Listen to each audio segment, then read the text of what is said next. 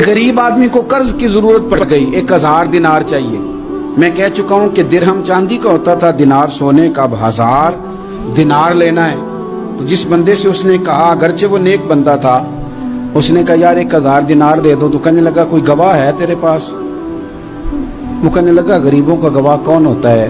हाँ एक गवाह है। कहा कौन? का मेरा रब, वो तेरे और मेरे बीच गवाह है। उसने कहा कोई कफील, अगर तू पैसे ना दे सके तो वो बाद में दे दे, या तुझे कुछ हो जाए तो वो दे दे। उसने कहा कफील भी मेरा अल्लाह ही है।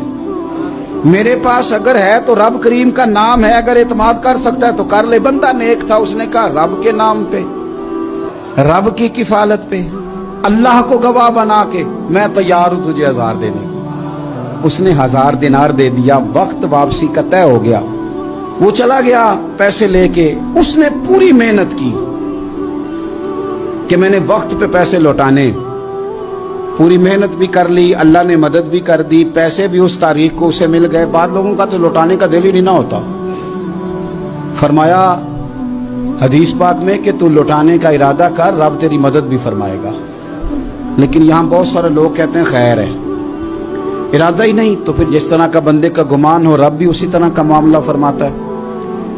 उसने पैसे जमा भी कर लिए और वापस देने को तैयार भी हो गया, लेकिन रास्ता बहरी जहाज का था, कश्ती का था, दरिया के रास्ते वापस आना था। अब वो जब आ गया दरिया के किनारे तो बड़ी कोशिश की, पर वहां उसे कोई कश्ती नहीं मिली।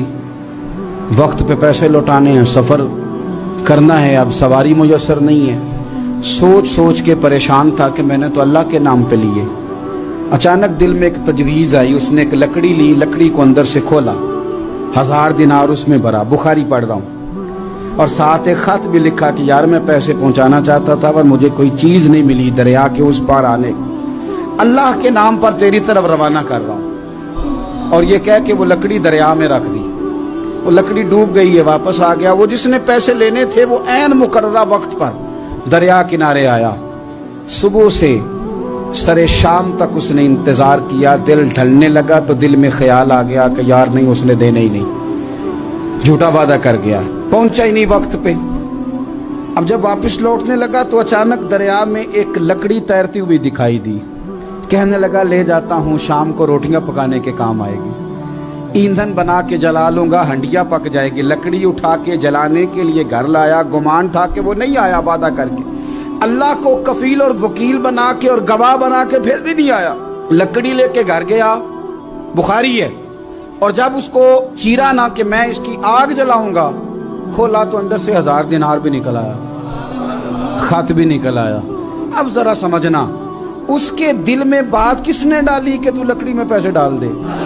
अल्लाह ने। उस बंदे को मुकर्ररा वक्त पे किनारे भेजा किसने? लकड़ी सिर्फ उसी के हाथ आई तो ये बंदोबस्त किया किसने? अल्लाह ने। घर जाके चीरी तो पैसे बाहिफाजत उस तक पहुंचाए किसने? तो फिर हमें भी तवज्जो अल्लाह की जानिब भी करनी चाहिए। हमारे पे दिल की तवज्जो रब की तरफ ही होनी चाहिए ना। हमें इधर उधर जाने की, देखने की, बंदों पर गौर करने की जरूरत क्या है?